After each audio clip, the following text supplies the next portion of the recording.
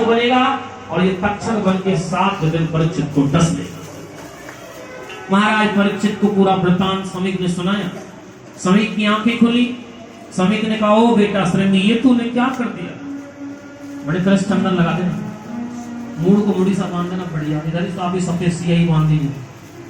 बेटा ये तूने क्या किया? एक राजा को श्राप दे दिया। श्रृंगी, ऐसा राजा ना हुआ ना होगा जिसको मां के गर्भ में भगवान का दर्शन हो गया परीक्षित को, और आपने परीक्षित को श्राप दे दिया। हे भगवान, हे पिता शमी, आपके गले में मरा हुआ कोई सर्प डाले और पुत्र उसको कैसे सहन कर सकता है? मेरे मुख से परीक्षित के लिए श्राप निकल गया।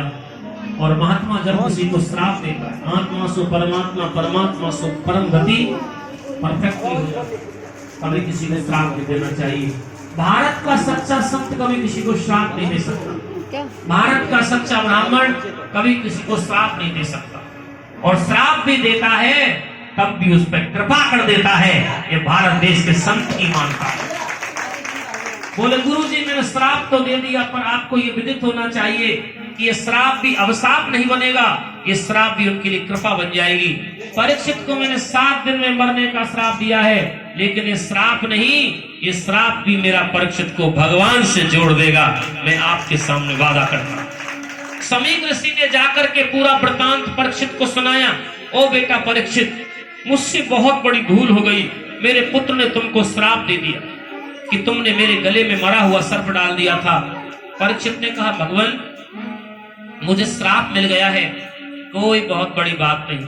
मैं मर जाऊंगा तो भी कोई बहुत बड़ी बात नहीं, लेकिन गिलानी है तो इसी बात की कि मैंने संत का तिरस्कार क्यों कर दिया, मैंने ब्राह्मण गुरु का अपमान क्यों कर दिया।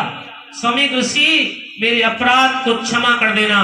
मैं जन्म जन्मांतरों का अपराधी हूं आपका। मेरे बाबा युधिष्ठिर, भीम, अर्जुन, नकुल, सहदेव, जो सदैव गुरुओं की सेवा करते थे, ब्राह्मणों की सेवा करते थे, गौ की सेवा करते थे, आज मैंने आपकी अपमान कर दिया। समीक ने कहा, बेटा, मेरे पुत्र ने तुमको श्राप दे दिया। 88,000 ऋषि परीक्षित के दरबार में पधारे।